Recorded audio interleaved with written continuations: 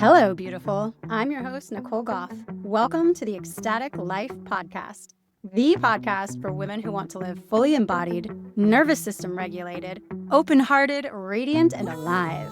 Here we explore the practices, modalities, and lived rhythms that return you to yourself, to your heart, to your body, your intuition, and your divine spark.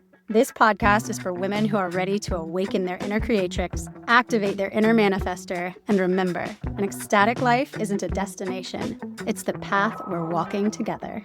Hello, and welcome to the Ecstatic Life Podcast. Today I am here with Maria Dominique Lopez, who is a certified meditation instructor, a Reiki Master, and a trauma-informed life coach and the founder of Ascending Arts, a healing practice specializing in helping trauma survivors achieve post-traumatic growth. She is also the creator of the Wayback Deck, a nervous system regulation tool designed to teach you resilience so you can face life's challenges without losing yourself. Welcome! Thank you so much for having me. I'm super excited to be here. No, I'm excited to have you. I'm also excited to get this like sneak peek at your Wayback Deck too. But before we jump into that, one of my favorite things about doing this podcast is getting to hear women's like backstories. So I know you're a trauma survivor, as I am. And so I know that there is a deep, juicy backstory like behind all this. So if you don't mind starting there, as much as you feel comfortable sharing or as much as you'd like to go into it, I'd love to hear like what got you to where you're at now. Yeah, let's spill some tea. Essentially, what got me to where I am is a magical combination of ADHD hyperfocus and really being dedicated to healing my trauma, too many breakups to count, and needing, and just like really becoming sick of my own shit. Am I allowed to say shit Mm. on this podcast? Oh yeah, no, Okay, great. no. Mama has a potty mouth. It's all good. Amazing. We can say all the things on this podcast. Great. So that's really what happened is I was 30 years, 34 years old, and I was maybe a little younger than that, and I was going through my second divorce, and I was just finally starting to realize like, oh, maybe I'm the common denominator in all my unhappiness. Hmm. And I was just starting therapy for the first time, and my best friend had just taught me how to meditate. So I was just starting a meditation practice, and I was really getting focused in on the healing of myself.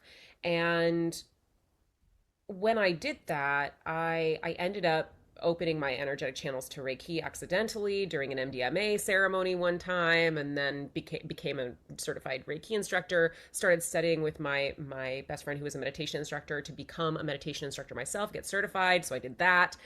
And then as I deepened my therapeutic practice in therapy and trauma therapy, I was able to recognize that there was actually a way that Reiki ties in with trauma healing because it helps to regulate the nervous system. And as I learned more about nervous system regulation and the part that it plays in healing trauma, I realized, oh, I've always been a know-it-all who loves to give advice to her friends. And so maybe the coaching aspect, the trauma-informed certifications I have from being in college, and all of this stuff kind of melded together to create me, my little origin story, which is that I am a trauma-informed life coach, and I utilize energy and body work, nervous system regulation, mindfulness practices to help people create custom work for themselves to help them achieve post-traumatic growth and essentially heal their trauma. Now, enough stress science exists and enough studies exist to suggest, I'm not going to say prove because studies can't prove anything, but they can suggest that we can, in fact, heal our trauma for good. That it's not just something that we get better at coping with, although that is also true, but that in theory, the science shows that maybe we should be able to do that. And that's where I kind of live, is in the space of that belief. And that's what I try to help my clients achieve. I read something you posted that you're like in the realm of quantum physics mixed with psychology and neuroscience, like all combined. So yeah, that's really cool. I have a question though. Were you always like into the kind of woo stuff, or was this turning point like did you all of a sudden open up to these like Reiki and meditation, or were you already like dabbling before that? Okay, I'm so glad that you asked that question. And I'm so glad you asked it that way. So we're going to take a little tangent just for a second, go on this journey with me, listeners, about the term woo.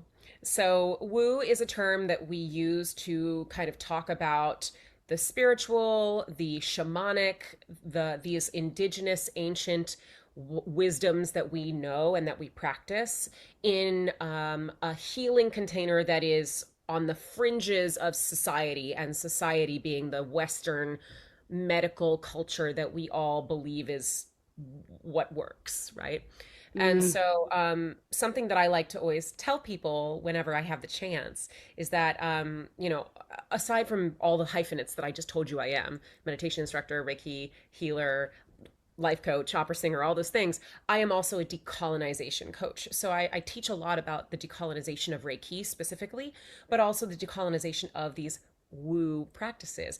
And so the term woo, when we look at the idea of decolonization, or rather colonization, is that woo is a word that was ascribed to these really powerful, really meaningful, very wise practices that have been around for thousands of years in an attempt to, by the colonizer, not by you, but in an attempt by the colonizer to demean them and turn them into a joke that then would, of course, prop up the Western view of medicine as the only legitimate view, right? And so when people ask me about woo, what I say is that, from a decolonization standpoint, I think it helps us to rephrase from woo to ancient wisdom, right? Mm. And when I talk about ancient wisdom, or when you ask me the question, was it something that I was always kind of drawn to? I would say in some ways yes, and in some ways no. Um, I never really was deeply involved, or I didn't really understand a lot of the ancient wisdom that I do now because I hadn't been a Reiki healer. I didn't know what that was. I had had my first Reiki session from a friend of mine who was a Reiki master, maybe a couple months before I accidentally attuned myself. My friend Ben, who taught me how to meditate and certified me as a meditation instructor, he had been meditating for 10 years, but I had been real resistant, so I had never really done that kind of stuff, right? But I guess I was kind of ancient wisdom adjacent in that I believed in crystals, and I like knew about all the healing powers of crystals, and I believed in the secret and manifestation and all of that in a way that was probably less informed than it is now, because now the secret I have a whole bunch of feelings about. But essentially, the answer is yes and no. Astrologically speaking, I'm a Leo sun, but I have like a stellium in Scorpio. So I'm a Scorpio in a Leo suit, which basically means that I was always into like death and transformation and, the mysterious and the things that are inaccessible. And I've always had questions about spirituality and God and those kinds of things, and have always tried to explore where I fit into this macrocosm that is divinity. And so all of that stuff, I would say yes. And more specifically, Reiki and, shamanic practices and those kinds of things have been more of a newer development for me in the last like 6, 7 years. Well, since we're on this tangent into the decolonization, I would love I love that reframe, and I really really appreciate that, because what I'm finding in my work and in my spiritual growth, and also just like in my community and interacting with the people that I know, that a lot of people are really coming back to these traditional wisdoms.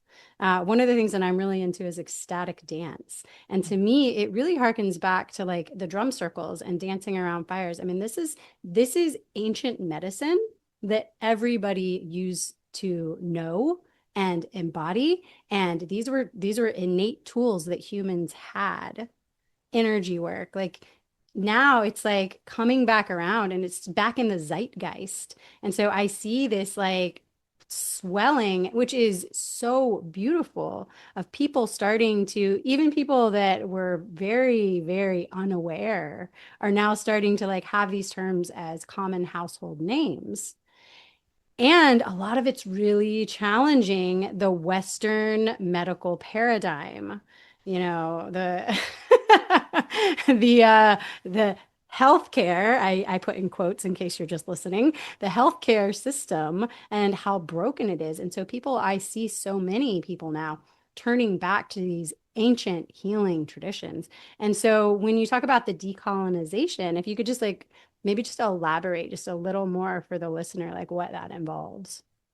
Um, I'm going to say this. I think that the more science we understand and the more we dive in as a society into discovering scientifically, the more it proves the efficacy of these ancient wisdoms.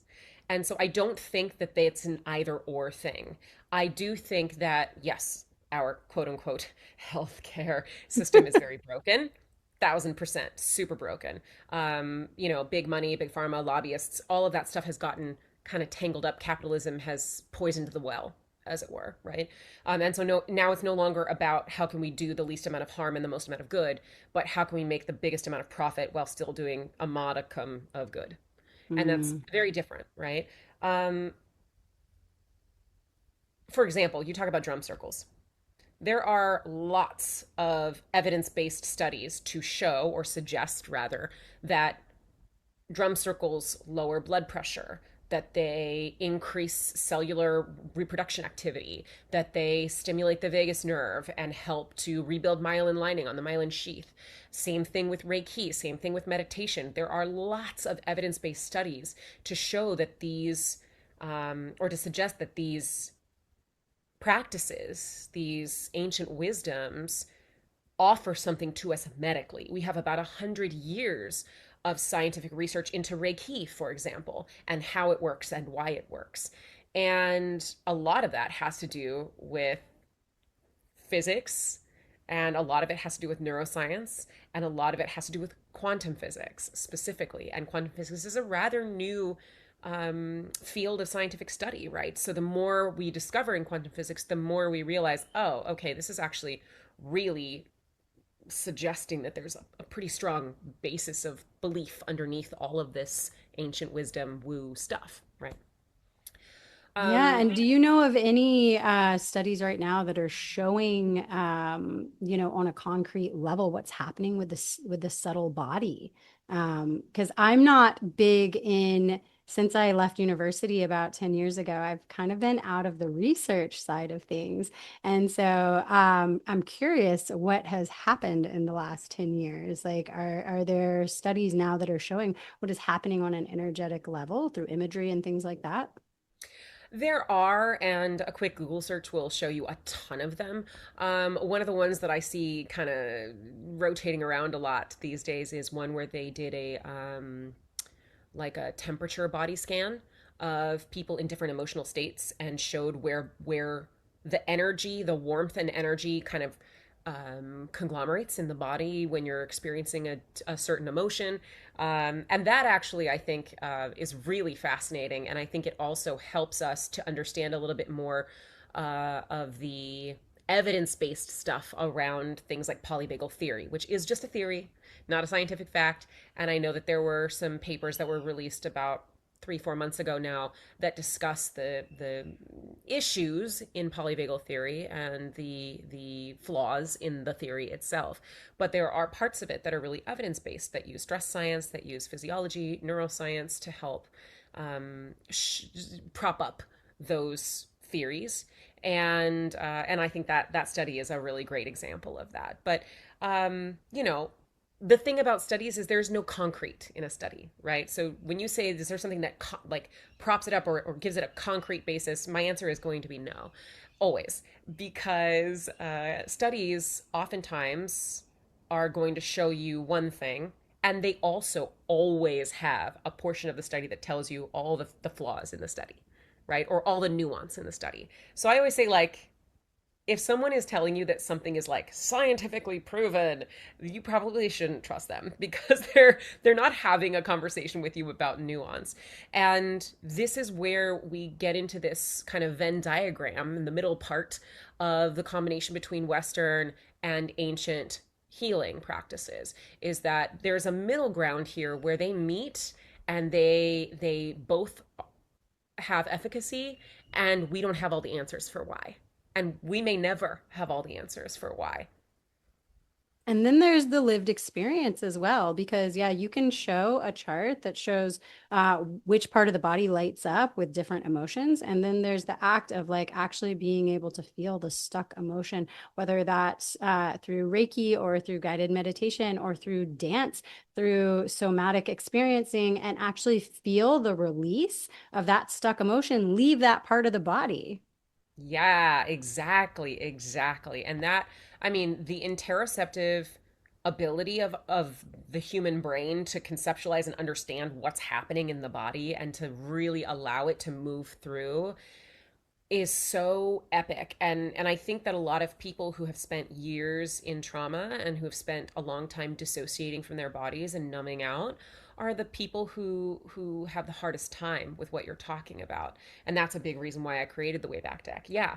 I work with a lot of clients who go through that. I myself used to be one of those people. And then now, you know, you and I talked about me being a new mom before we started the recording process for this podcast.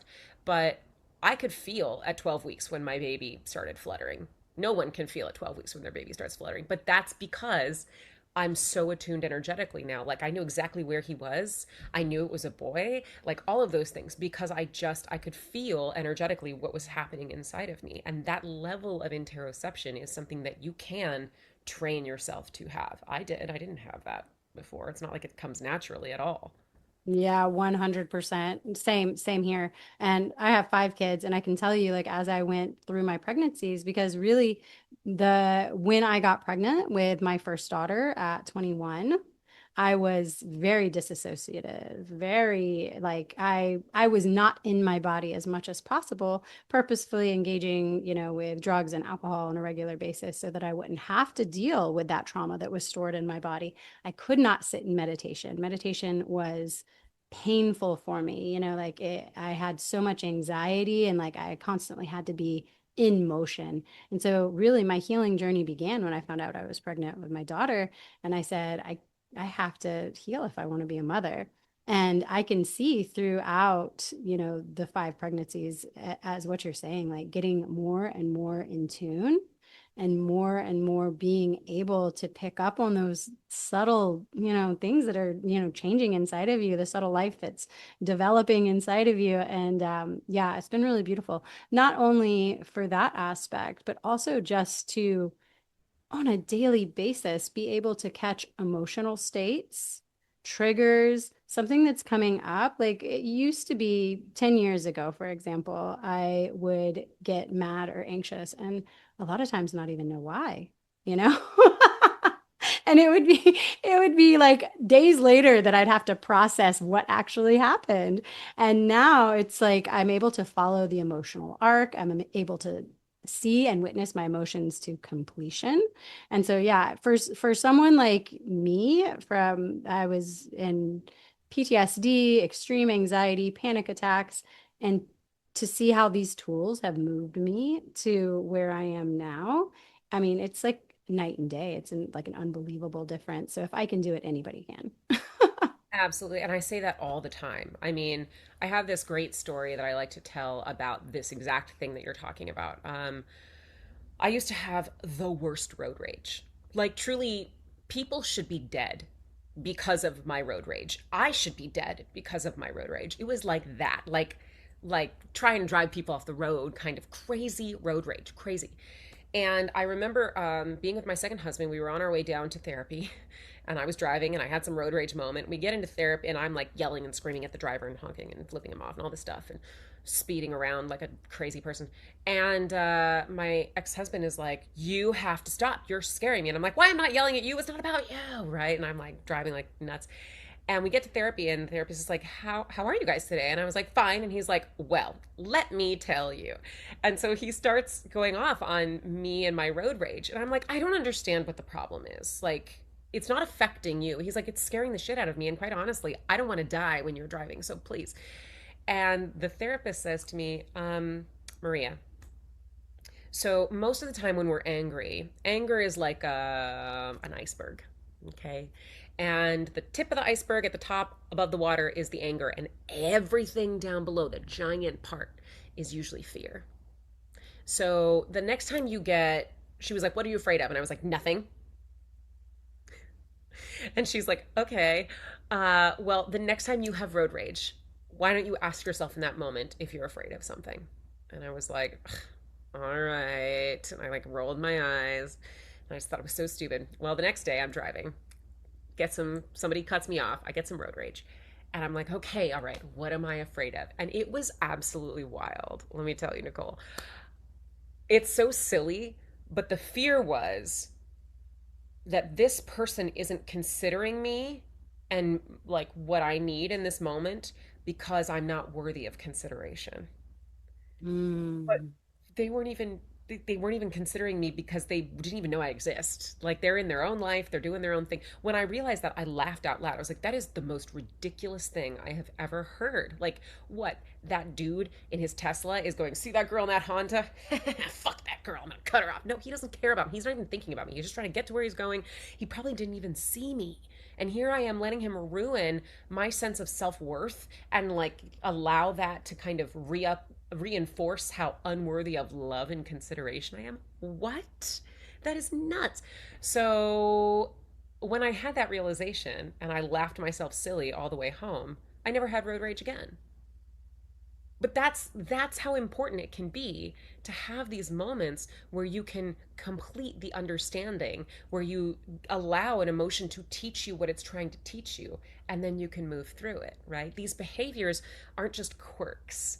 They are trying to teach us about ourselves. And if we don't want to learn and we don't want to ask ourselves these hard questions, then oftentimes we never get to know why we do something, which means we're not in the driver's seat. We're literally just living in a state of reaction all the time and allowing our subconscious and our inner child and our self-doubt and our trauma and all of our, low self-esteem to drive the bus instead of us.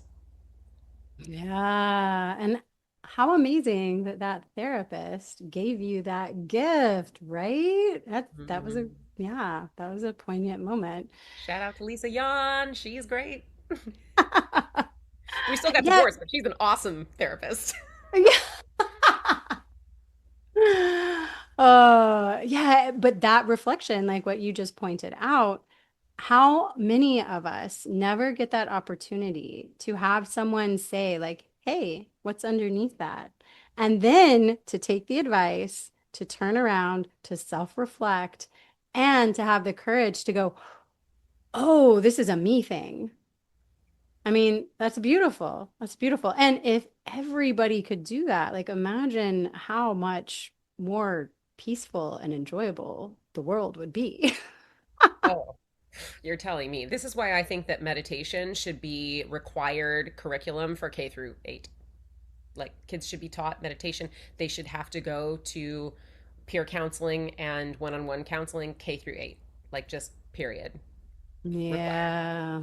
Yeah, I run a homeschool cooperative and we bring yoga and meditation and all kinds of different healing modalities to the kids. We've done sound healing. We have one of our volunteers does the singing bowls and we've brought in a Reiki Master to teach a course for us. And so yeah, we're trying to really instill that because yeah, our goal and my goal personally as a mother is to raise a generation of people that don't have this trauma to work through, that don't have all this shit built up to have to like uncover their true inner selves, that they're able to stay that like shining light that they truly are. And that's not to say traumatic things don't happen, but when we have the tools, the awareness, the resilience build up, we are able to deal with that. Because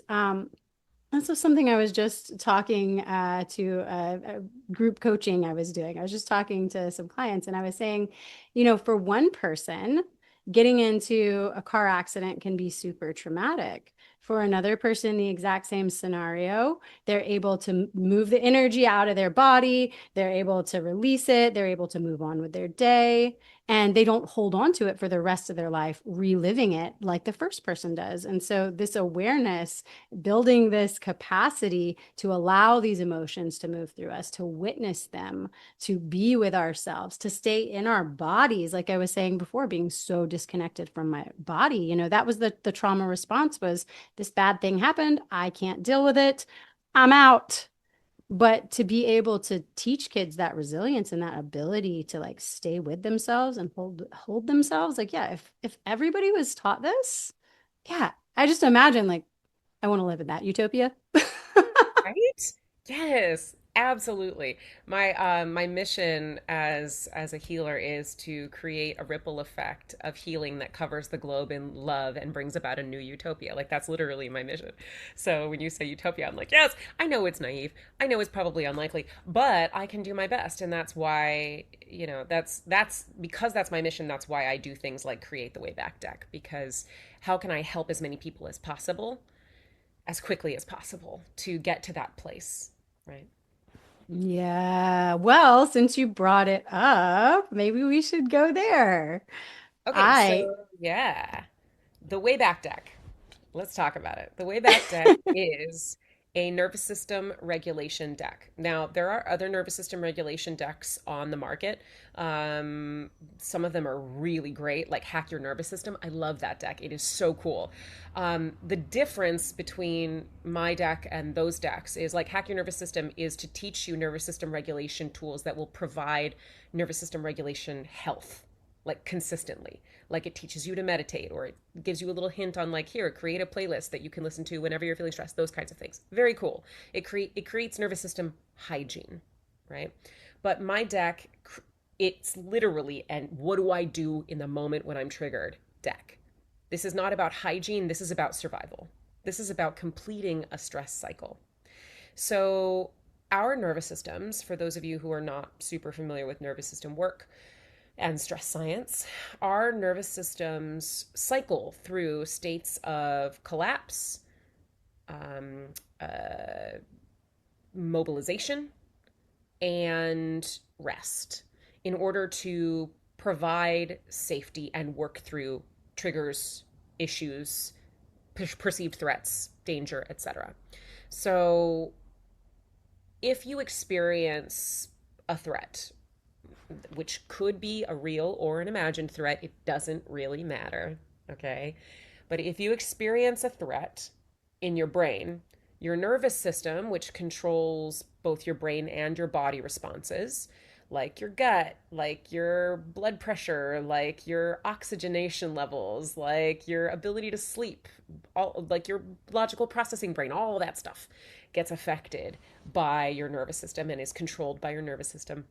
If you perceive a threat, whether real or imagined, that system kicks into gear to send you into what we call fight or flight, to send you into what we call freeze or fawn, and to give you the mechanisms that you need physiologically to stay alive.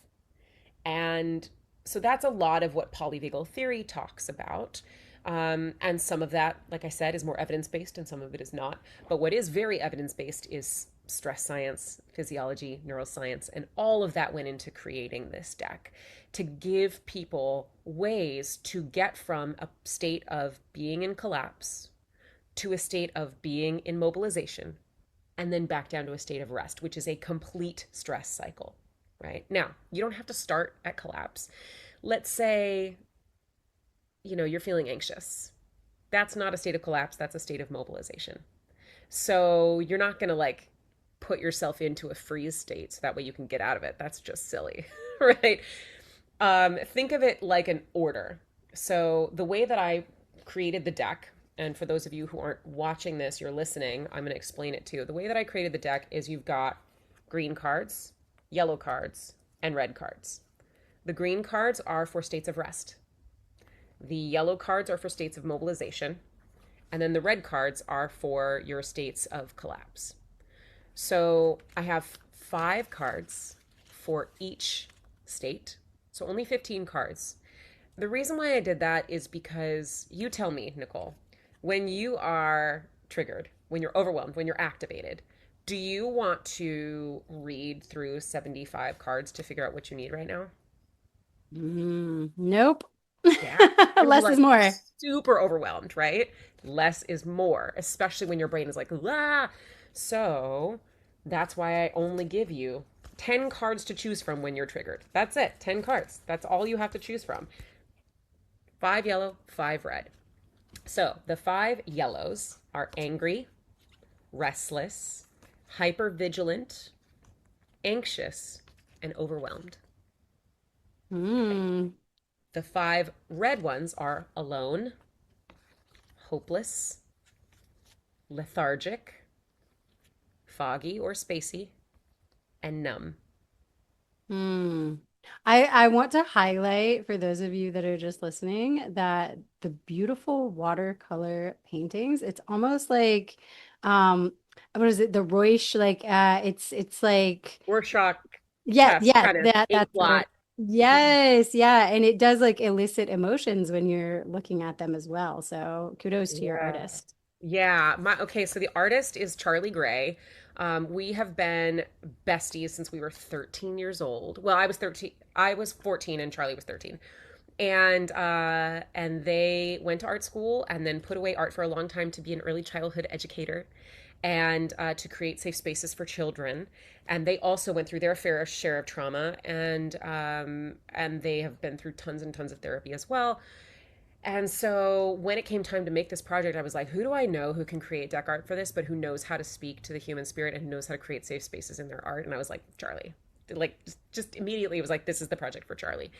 And the art is so beautiful. It's really, I mean, when I first saw it, I just all of the breath left my body. I'm just like, I Oh. feel so seen by these pieces, you know? Um, but Well, yeah, so that's how it works. do you want to do a little demonstration?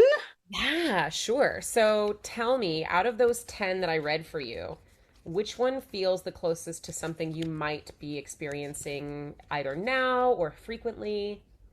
I would say anxiety now. Every time I do an interview with someone that I haven't previously known, I get a little bit of anxiety that bubbles up because I want to make sure that I'm a good space holder and that I care for like their experience. And yeah, so yeah, I would say a little bit of anxiety right now. Okay, perfect. So this is the anxiety card. For those of you who are just listening, I am just showing what the painting looks like. It's this like really kind of chaotic but also very contained yellow blot. And it really feels like anxiety to me. You can see like some scratches in the paint there on the front that kind of feel like the hard scratchiness of anxiety, but then it also feels tight and contained, like that pit in your stomach that you get when you're anxious. I don't know. I just feel like Charlie did such a great job at this. Yeah, Um, I feel that too. yeah, so here's the way that the cards look on the back, which is with where all the tools are. So it says anxious at the top. And then underneath, I like to give a gentle validation because, after all, I am a life coach. We like to validate. I want you to feel like you're seen and not just being diagnosed or like you're broken or there's something wrong with you that needs to be fixed, right? I'm a very big believer in the tenets of positive psychology. And in that tenet, it's not about the flaws that you have that need to be fixed, but rather the strengths that you have that can help you towards the best version of yourself. So this validation says anxiety just means your body is geared up to protect you. It thinks something needs your attention. Right. So, in that space, if you're considering that your anxiety is trying to protect you, and that something needs your attention. Well, in this case, you want to stay mindful about how you're holding space, right? Maybe, whatever it's trying to protect you from is protect you from, you know, making mistakes or protect you from imperfection, right? Looking dumb for the whole internet to see, right? There you go. Looking dumb for the whole internet to see. Yeah. Okay. So then after the validation comes the first little section, which says the physiology.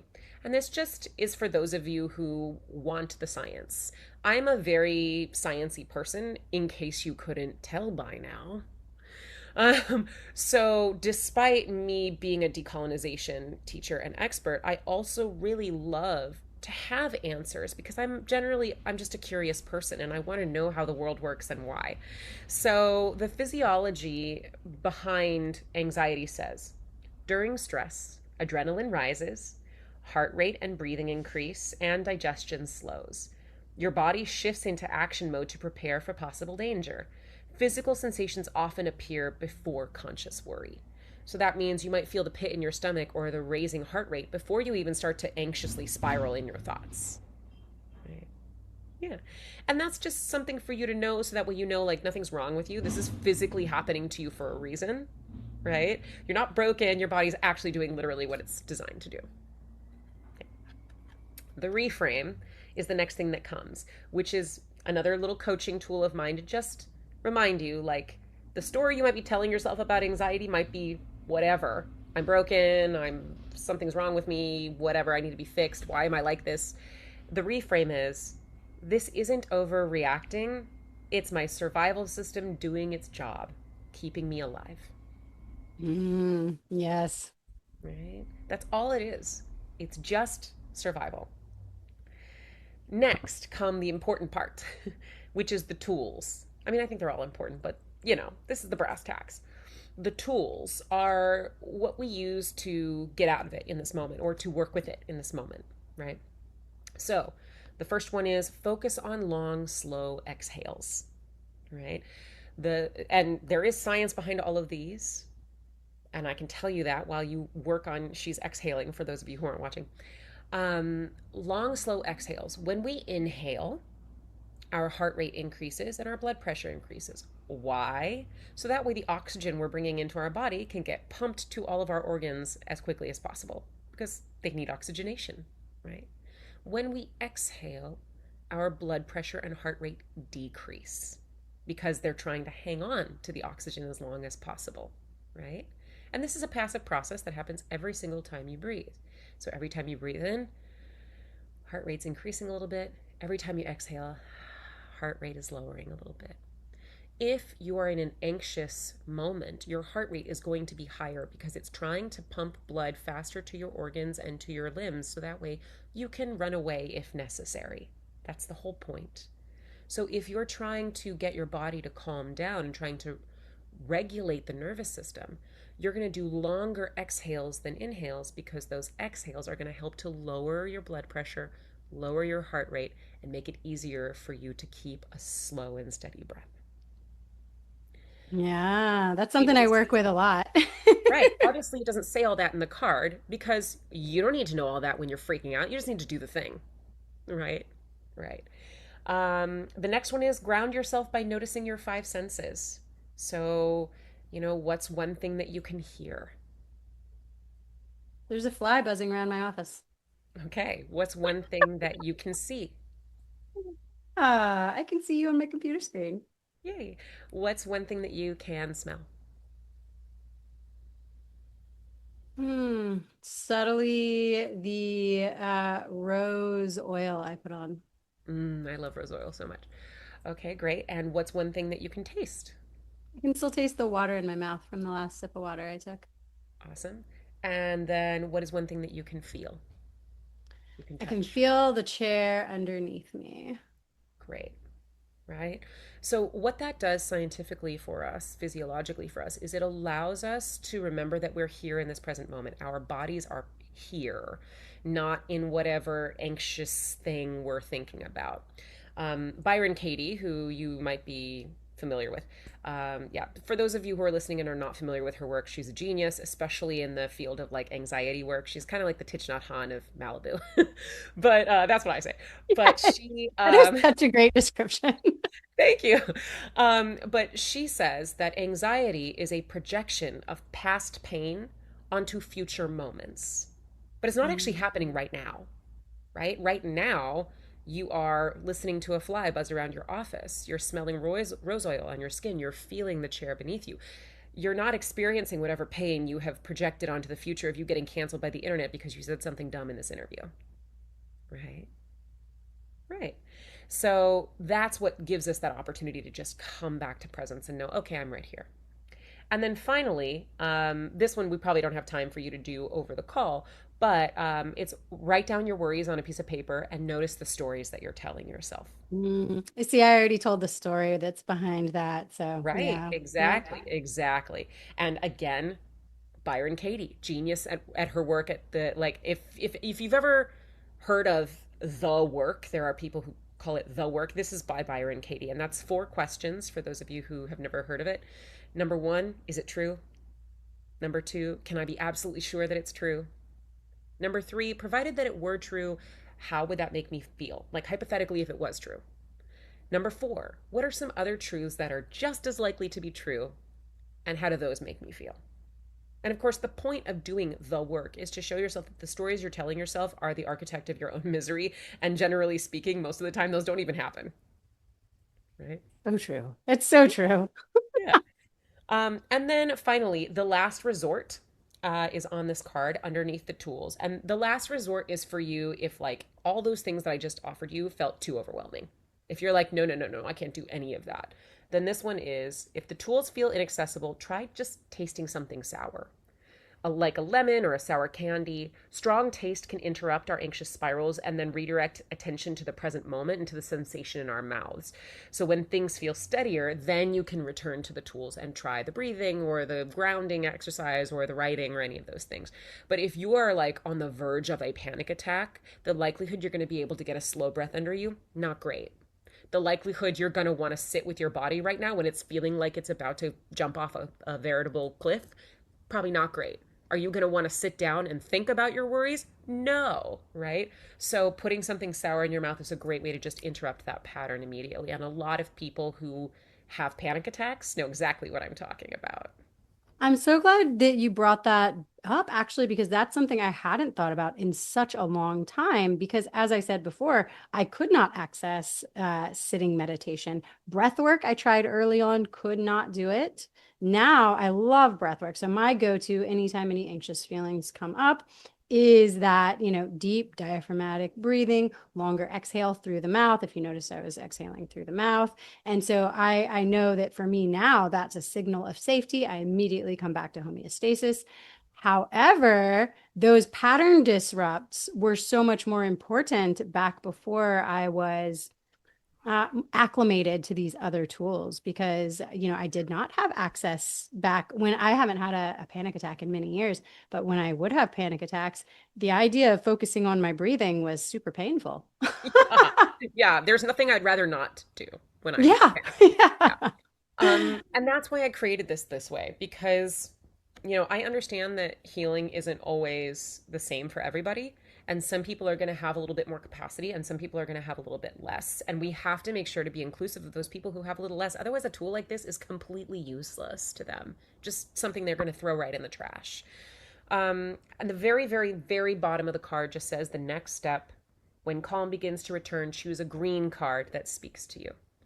And then you can choose one of the 5 green cards, which are curious, calm, joyful, grateful, or connected. I would say mine's a combination. I'm feeling grateful and connected. Love it. Grateful and connected. Awesome. And so then we have the physiology behind these, a reframe. tools that you can use to deepen into that practice or into that feeling.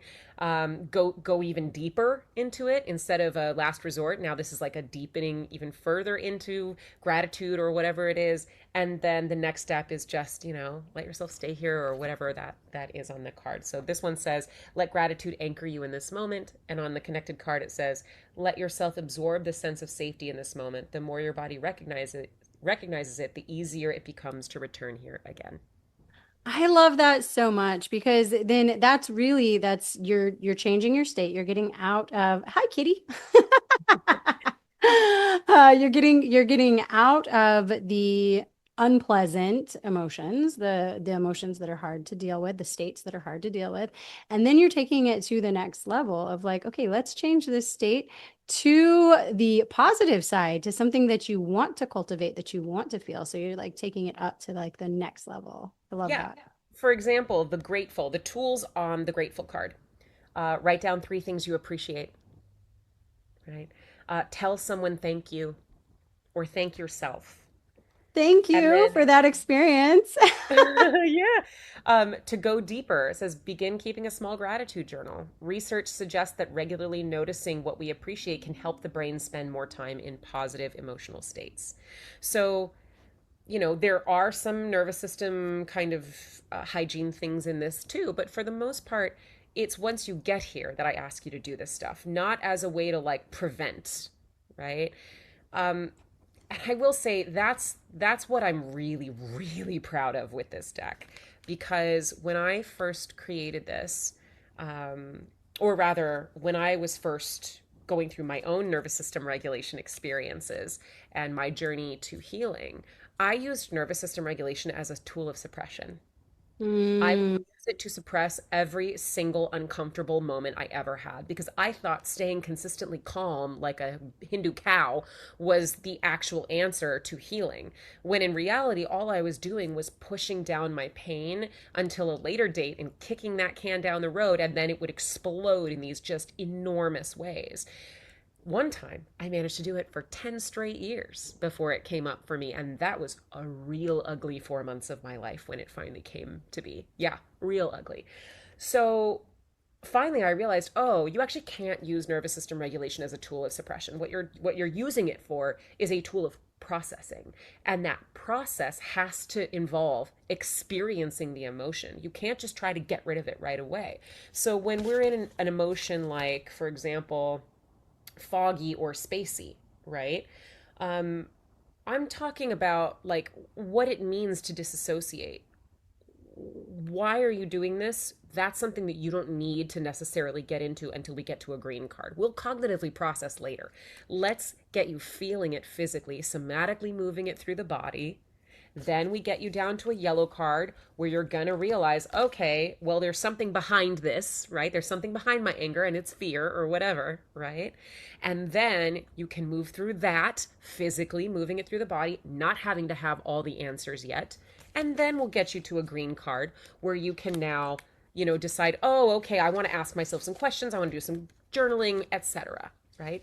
But I think this is the problem with people like me is I'm hyper intellectual. I want to intellectualize everything. That is my favorite coping mechanism, but it's also a really great way to stay out of your body and a really great way to try to justify and understand everything and then to say, "Okay, well I fixed that because I know the answer." But knowing the answer isn't the only part that's important. And if you ignore the body, it will come back to bite you very literally in the ass. Sometimes in the ass or the shoulder or the Yeah. chest or The hips. Ooh, girl, my oh hips. yeah. Ooh. Yeah, well, it brings up spiritual bypassing, which in the healing space is something that can, yeah, can very much happen. And it's like the whole high vibe thing, right? Like, gotta stay high vibe. And no, it's about being with yourself in that moment. And if your cat died, saying, I'm just gonna stay high vibe. It happened for a reason, It was just her time. Like that's spiritual bypassing. And to be with that grief in that moment and like something I love is now missing from my life. And to truly like be with that and hold yourself through it is a totally different experience, a totally different thing. Oh yeah, I totally agree. And Oh gosh, I have so many things I want to say about that. My brain is going in a million directions at once. But have you ever read the book Letting Go by David R. Hawkins? I have not, but I know what you're talking about. Okay, so in the book, he talks about this study that he had created, where the research suggested that you can actually, if you fully enter into the emotion, if you don't try to suppress it or like eke it out in little doses, if you just fully let yourself go there, you can process, the body and mind can simultaneously process an emotion in under 2 minutes. Yep, yep. I see. I've heard that quoted. Yeah. And I have played around with that as well, you know? And one of the things, though, again, I'm a huge ecstatic dance nerd. This is like my favorite. I call it my church. Like it's like my favorite thing. I have played around with that in ecstatic dance and using the, somatic practice, moving things through my body. And sometimes things come up in dances, embarrassment or shame or jealousy. Look at how that woman moves. Why don't I move like that? And so I've used that container as this fertile ground to really, practice that like, how quickly can I move? How can I move this? And what does that look like? So yeah. Well, and when we talk about like the example you gave of my cat dying and grief, right? Grief, I think, is something that we all experience at some point in life. So it's a universal experience.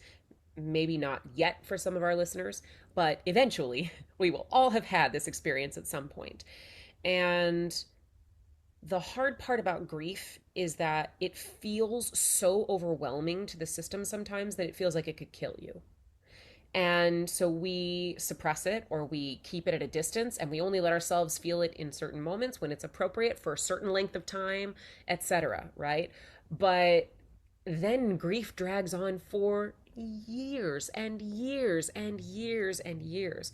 When we let ourselves just feel it and be with it and not have to fix it and just know that it's a part of what the experience is to love something or someone, it changes the entire experience of grief, and it certainly changes how debilitating it can be, how long it can last or not last, right?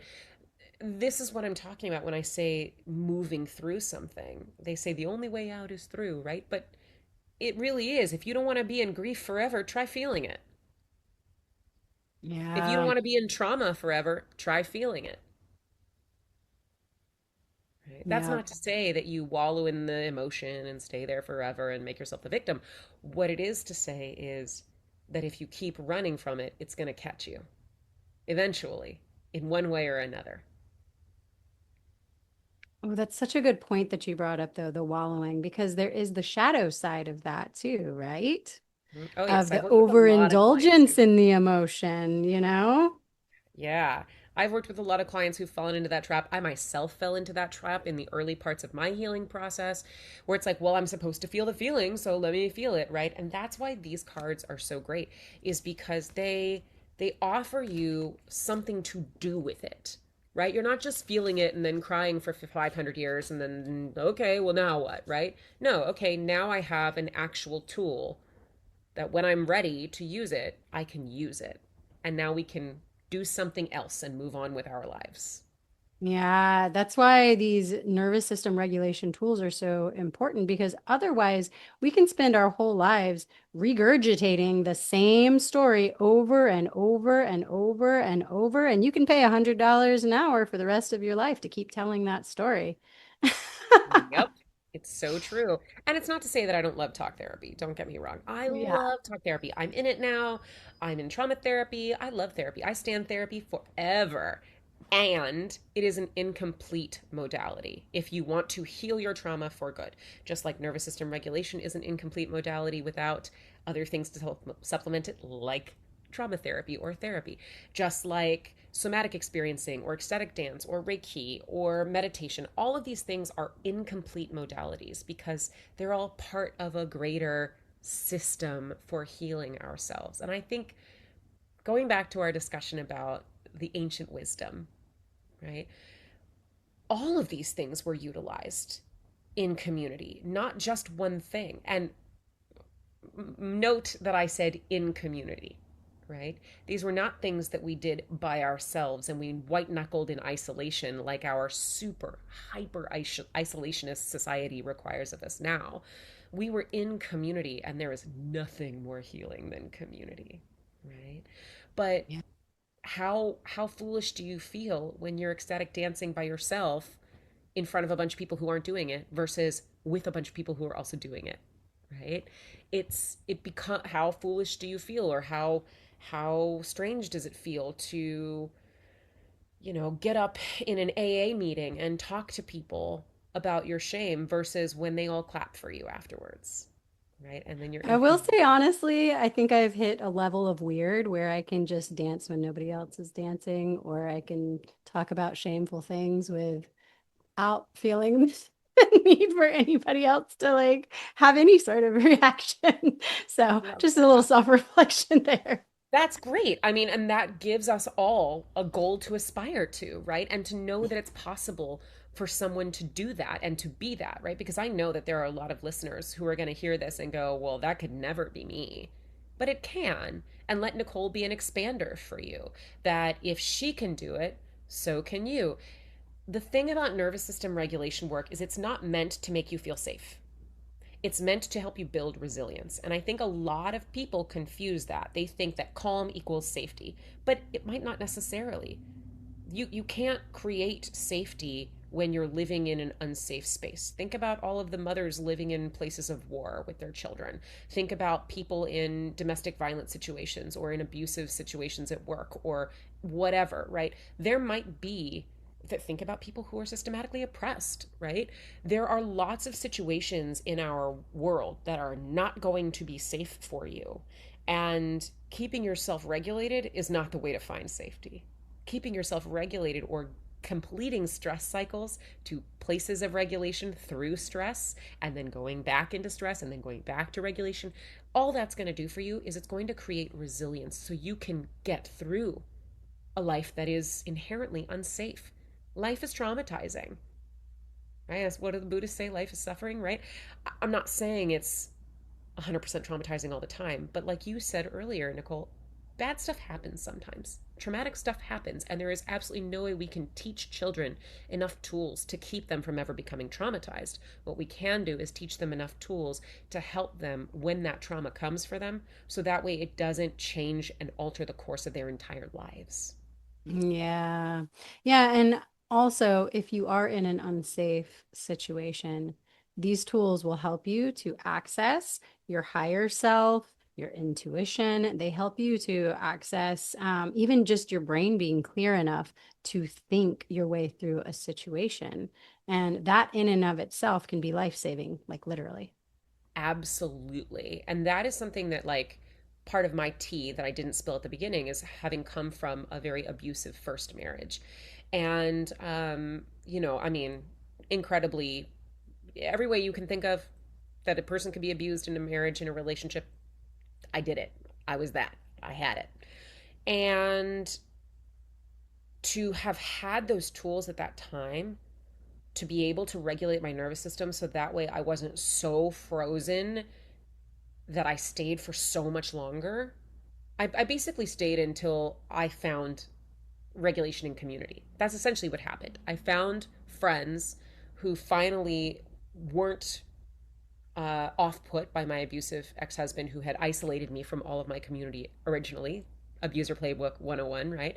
So he isolated me originally, and then I didn't have anybody. And then I fell into an opera gig because I used to be an opera singer, where I had all of this built-in community in this gig, and they helped me co-regulate in community, not on purpose. They weren't like, oh, we think your husband's, let me give you a hug.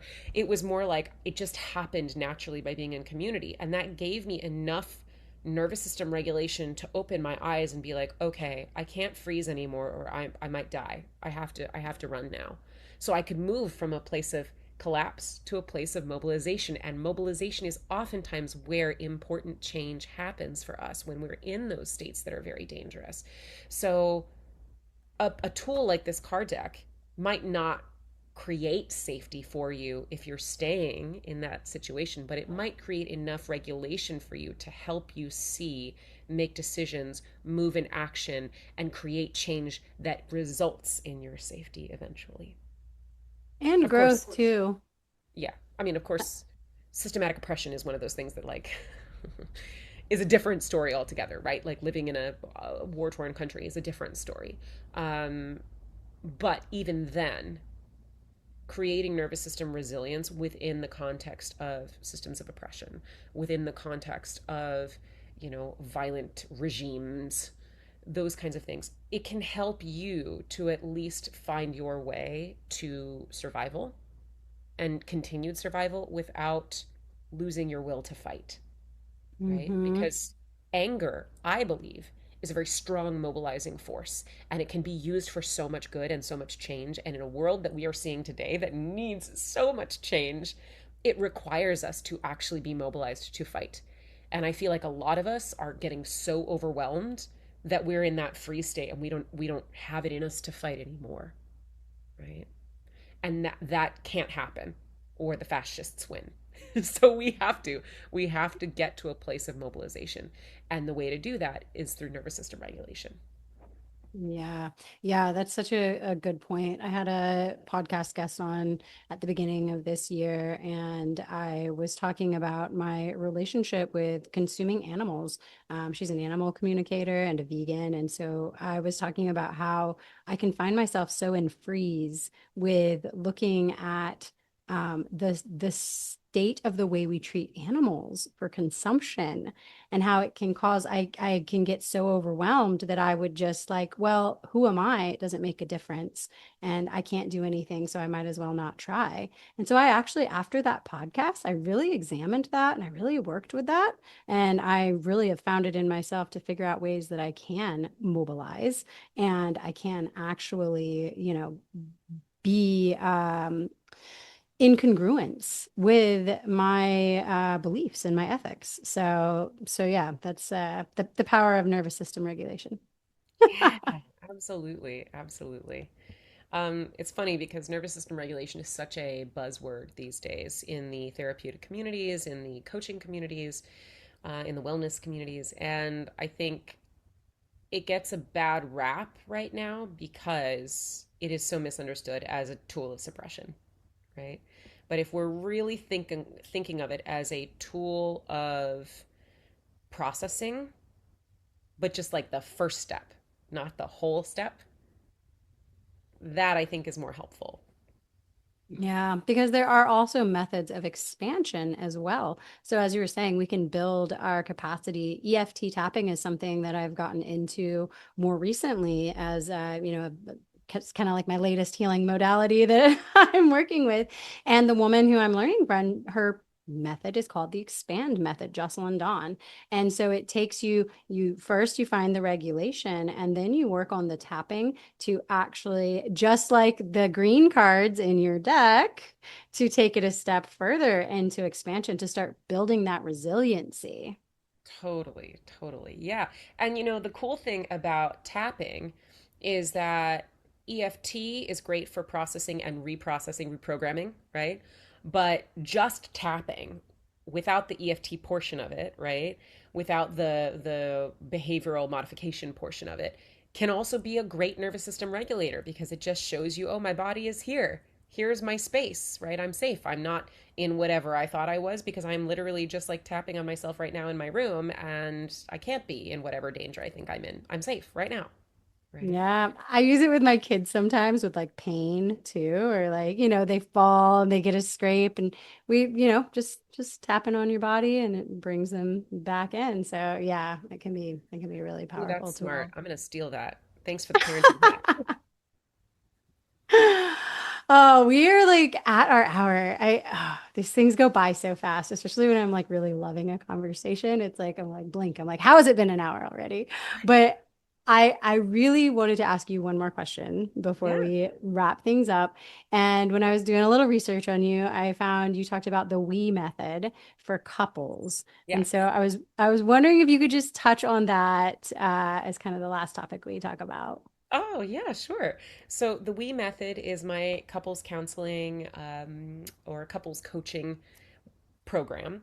And essentially, it's 2 hour long sessions. So it's a lot. Most couples counseling sessions go for 1.5 hours to 2 hours. And I'm like right at the cusp there at 2 hours. But I also offer a week of unlimited Voxer access to couples as well individually, so they can work through whatever blocks are impacting the relationship with me over Voxer, which, if you don't know what that is and you're listening, it's a kind of walkie talkie app that allows us to leave messages for each other, voice messages or video messages or pictures or texts, so that way we can talk through things, but you don't have to like be on a call with me, so we can live our lives while we coach. And essentially, what I did was I combined the tenets of tantra, mindfulness, clear communication techniques, boundary setting, psychology, relational therapy, all that stuff. Kind of put it together to create the We method. So usually we start with a tantric exercise immediately in the We method. And no, nobody's taking off their clothes. We're not having sex on camera with each other. It's not that.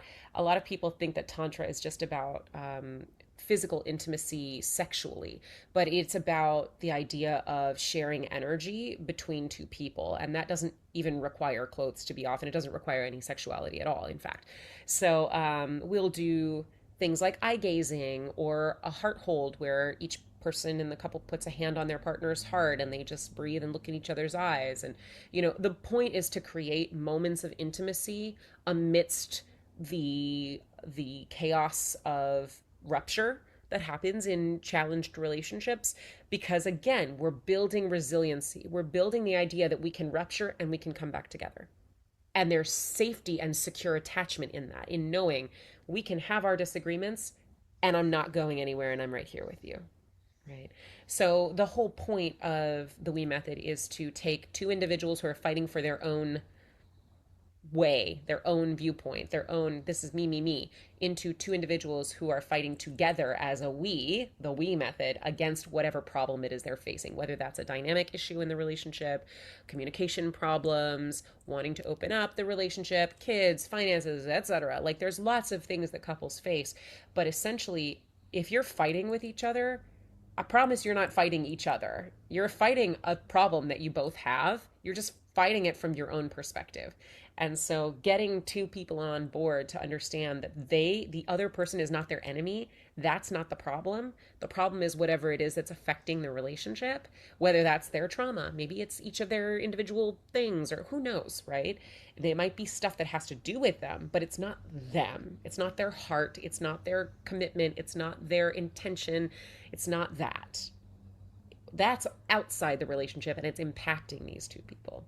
So that's the We method. I love that. Yeah, when I was reading the description, I was like, "Oh, this sounds like such a beautiful synthesis of all of these." Because so me and my husband just started a tantric practice, and we are it's clothing on so far. But, meditations together is essentially what it is. Co-regulation, breathing together, holding each other, taking turns holding each other, like cradling each other, like kind of you would a baby, these kinds of things. And yeah, it's brought a lot of closeness. And yeah, I really love that. It's similar. We work with a relationship coach, communication coach, and she brings a lot of that into her sessions too, which are 3 hour sessions. Ooh, girl, I love it. Oh, it is intense. Yeah, sure. I'm sure. Yeah, I find that a lot of my couples, especially because I work with a lot of couples who have either one or both people have CPTSD. And so bringing CPTSD in the relationship means a lot of volatility in sessions a lot of the time. And then I also work with a lot of neurodivergent couples, especially those with ADHD. So ADHD also requires a shorter limit. So we take a break at the hour, we get water, we get snacks, we pee, whatever, and then we come back and then everybody like resets and then we start again, right? And I find that that's really helpful, especially for those volatile situations or those neurodivergent situations. Yeah. And is there anything we didn't cover, anything that you feel called that you want to share as we're closing up, anything that I didn't ask you that you hoped I would ask you? No. I think this was such a wonderful conversation. I'm really glad that we got to touch on the way back, especially.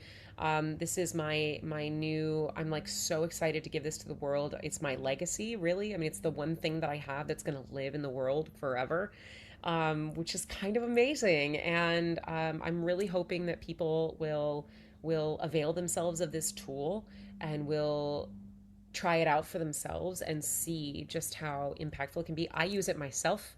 I made it for myself, honestly, Mm. because postpartum, my nervous system regulation tools went out the window. I mean, truly, I have so many tools. Girl, I've been in therapy forever, and I have a whole lexicon of them in my brain. And could I remember any of them when I hadn't slept in 6 months? No, girl, I couldn't remember any of them. And when you are in an overwhelmed state, maybe you've been in therapy for a couple of years, maybe you've never been to therapy, but when you're in an overwhelmed state, when you're in trauma, when you're triggered, like really genuinely triggered, the likelihood you're going to remember what the name was of that creator whose reel you saved on your Instagram so that way you could use that tool that next time you need it is very small. The likelihood you're going to remember what your therapist said 5 months ago about how to regulate your nervous system in this moment, very small, right? And unless you wrote it down on a post-it note and stuck it on your mirror in your bathroom or something, how are you going to find it again? How are you going to access it, right? That's what these are for. These are there for you to literally just go, okay, I'm overwhelmed right now. All right, let me read this thing really fast. It says write down 3 things and circle one. Okay, I can do that. A slow exhale and a hiss, I could do that, right? Like these are very practical and you don't have to do anything other than just grab one. And they're So, physical, which is another aspect that I think, because you mentioned the phone, going on Instagram, whatever. Like there's a way we interact with the physical. It's got the artwork on it. It's a physical thing that you can hold in your hand. It's tangible. You can touch it. yes. I have $1 million idea for you. Uh, Can you make a couples version? it's so funny that you would say that because we already have talked about coming out with expansion packs, one for breakups, one for grief, one for couples. Because that's when I find it's the hardest for me to access my tools is Yes. when he triggers me and I'm like, and he's like, this isn't very NVC of you, or, Like, I will literally murder you. just turn Yeah. my inner work back on me like that. Yeah, it's so true. It's so true. I Yeah. mean, nothing, that's relationships are the master class, I think. Oh They my God. really, truly, relationships and parenthood are like the things that will teach you, they'll make you or break you. That's what I will say. They will teach you how to be the best version of yourself, or they will bring out all the worst parts of you. And maybe they'll do both. Maybe Just they'll wait till teach you that how to be little the best guy version of is yourself. 3. I don't want to. Can we Girl, just fast I forward got that part? I got a 3-year-old son. It's yeah, something about the boys in the threes. My two of my best friends both have 3-year-old sons also. The three of them are like, whew, I just don't even know. Hey, at least I have time to really get on my nervous system regulation. Thank God I made these cards for myself. Yeah. And maybe the baby deck also. You need like the relationship deck and then the parenthood deck. Just like I which was thinking deck about do I making an need right expansion now? pack. Yeah, I was thinking about making an expansion pack that's specifically for kids too, for them to Oh, I learn how to love regulate. that idea. Yeah, we do a lot of this stuff, as I said, in my homeschool co-op. That would be 100% something that I would use in my homeschool co-op. Cool. Oh, Maria, this has been such a fun conversation. I love it. And your deck will be out to the world by the time this podcast airs, and I will have all the links and any other ways to get a hold of you in the show notes. And yeah, thank you Yeah, so the much. easiest way to get a hold of me is to go to thewaybackdeck.com. Thewaybackdeck.com. It has all of our social media links, all of our email, everything, thewaybackdeck.com. And you can Awesome. order the deck there, which is, the most important part. Yeah. All right. Well, part two when you have the expansion packs, and then we'll try some of those out again because that was Oh my that was gosh. fun. That was the first time I'd ever like done anything like that on the podcast with somebody. That was fun. I Cool. loved I that. love it. I love it. How are you feeling now? Less anxious, I hope. Yes. Yes, Okay, actually. great. Awesome. All right. Thank you so much. Thank you, Nicole. Want to dance with me? Go deeper with me? Have me in your back pocket, literally? Join the Ecstatic Life Academy on the Go Collab app, link in show notes.